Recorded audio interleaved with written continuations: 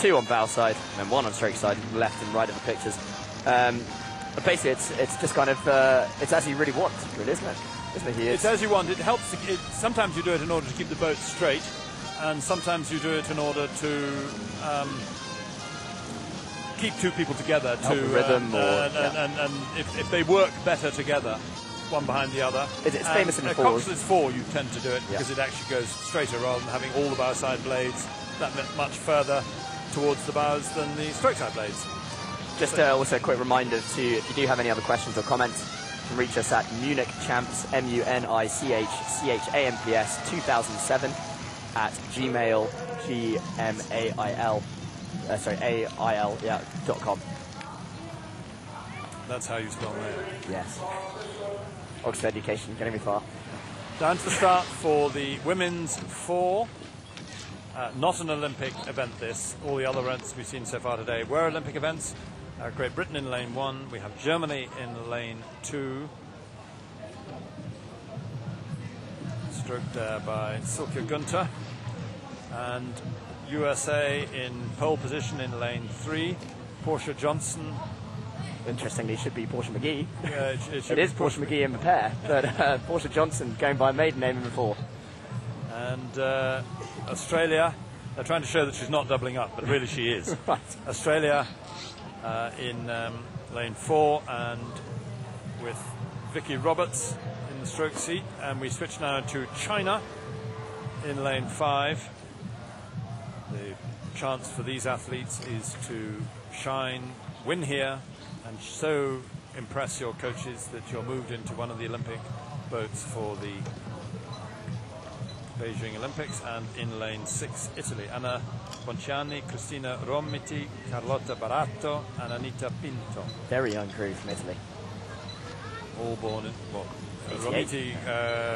Cristina Romiti is born in 88, so she's 19 years old, and the rest born in 85. Emily Martin, she's got bronzes in the top. She's in rank 7th of all the women in the world on results up to the close of the season in 2006. And that's most medals, isn't it? Just to clarify, it's collective medals. Yeah. There is a weighting system for golds, isn't there? I think there is. Or is it just it's just a medal count? I think it's just medal count. Yeah. Italy nearest to camera, but also fastest off the start, I thought there. But we've come into focus on Australia. Real fighters in this event.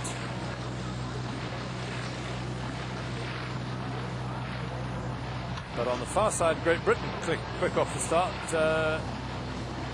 Georgina Menhenot, Rebecca Rowe, Vicky Etibiet and Vicky Myers for Great Britain. And they're out there along with Germany, also on the far side, quickest off the start there. And the only crew to drop back at this stage, we see China, second from the bottom of the picture. Of course, the Olympic events for women in the sweepboard events is the women's pair and the women's 8. Already saw the women's pair today, and the women's 8 final to come tomorrow. But so quite a few places up for grabs. Got 10 spots. Really a question of laying a marker down here, and as you were saying, trying just to encourage your coach just to take a little bit of notice of you, see if you can squeeze into one of those 10 spaces. What are Germany doing here? This is outstanding. They've done what every crew wants to do, which is taken a length. What a lot of crews wanted to do in before 500 metres. In the men's 4. Certainly what they want to do in the men's 4 earlier. 39, it's still relatively high. Could be that there's a certain amount of angst in the German camp at the moment about their relatively poor results. Excellent result from their Coxless pair, also in the 8, but they may be wanting this 4 to produce a medal for them in order to recover a little bit of national pride. The lightweight men's pair yesterday was so earlier on was very successful as well. Yeah. No, they've got some minor medals, we might say, but not the big guns that they hoped for. But Germany 1 length up with Australia and I think the United States neck and neck in second position. Umpire going over behind Australia. I'm not sure that there's any steering issue. I think it's just the easiest place for the umpire to row. The steering, of course, usually handled by the stroke.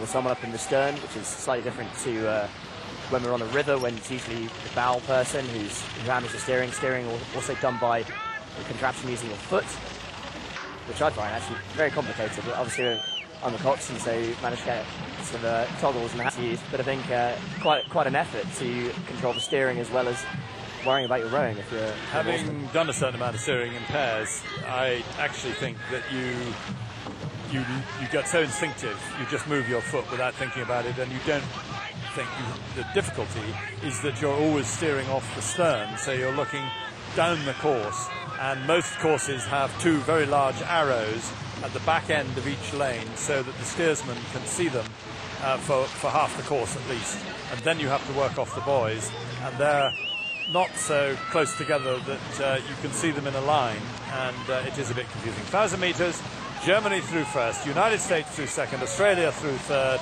and it will be Great Britain fourth through 1,000 meters with close attendance, Italy and China. Yeah, and this field's really getting stretched now. There's top three big crews. Gap between the top three. Yeah. Top three crews really opening up. Portia Johnson or Portia McGee in that bow seat. Very experienced oarswomen, and the Americans always have a very successful women's crews, women's squads. The Germans obviously also up there with Australia, and is that Great Britain starting to make a little bit of a move, perhaps a little bit of parallax there, but at the moment it's Germany and the United States battling it out for gold and silver. Great Britain is within reach of Australia if they can change the pace, but there's 3/4 of a length in it, if not a length, and that's going to be... I think that's length of parallax. Yeah, it is a length, but when we get straightened out, we'll be going through 12:15. We won't get another line down across the course till we get to 500 metres to go. Lead now just down to a couple of feet, and the Germans perhaps starting to get a little bit anxious. Of course, they've already had a length gap on them and the rest of the field. The Americans settle down into their long, sweeping rhythm and starting to really inch up now. And I think the Americans are a couple of strokes away from taking the slimmest of leads over the Germans over in lane 2. The US now, Portia McGee there. Doing it very nicely. This is 37 strokes per minute. It's not exceptional. They're just leaning into the work and looking very relaxed. And I'm surprised that Germany isn't doing more about holding off that challenge. Australia still in the touch there. And Great Britain on the far side, but not in a position yet to challenge as they enter the last 500 metres. It looks like the medals are going to those three leading crews, with the United States in the lead, Germany in second place, Australia in third place, and then a long gap back to fourth, fifth China, and sixth Italy. Germany starting to look a little bit heavy, and I think the Australians may well just be sensing a little bit of blood in the water. You can see there a couple of words, and they're starting to squeeze it on now as Australia start moving on Germany. The 37.5 strokes a minute, Australia. It's not that high, but it is starting to pick up now, and the Germans are going to have to respond on the far side. At the moment, it's America by about 3/4 of a length. The Germans there at 38, so they've started picking up now, but it's going to be the United States as they stretch out, coming with about 300 metres left. Can Australia change their medal from bronze to silver? It is going to be these three for the medals. 39.5 now for Germany as they start squeezing up now, 250 metres. And this is not long to go. The Germans and the Americans starting to drop the Australians. I think this is going to be how we finish, with the Americans looking very strong, very powerful. So they start squeezing out now. The Americans have come right up into the 40s, but they've got a lot of length. And moving. They're holding their length, and they are really moving out. That went up to 44. Yeah, and they've not shortened, and they're holding that and they're pushing away from Germany now. Germany looking to a bit of a disarray. The blades flapping a bit on the catch, and Australia hanging on to Germany, and they may well get back on terms with them. But it's a very, very accomplished performance by this US 4, leading with now 50 metres to go and a length clear on Germany. No, absolutely, and that's one of the tricks. It's one of the things you always try and get out of your crew. If you're starting to accelerate and pick the rates up, you've got to hold on to your length, because that's where the boat speed really comes from. America crossing the line in first, Germany second, and Australia picking up the bronze. Great Britain just coming across now in fourth, and China fifth, a little bit out of their lane, and the Italians, a young crew, crossing the line in sixth place. The Italian young crew, as you say, they did have China in their lane, but I don't think it could be deemed to have changed the result of the race, which is the test. It's a white flag up from the I didn't see him. He has put it up, right. So the white flag from the umpire signifies a clean race.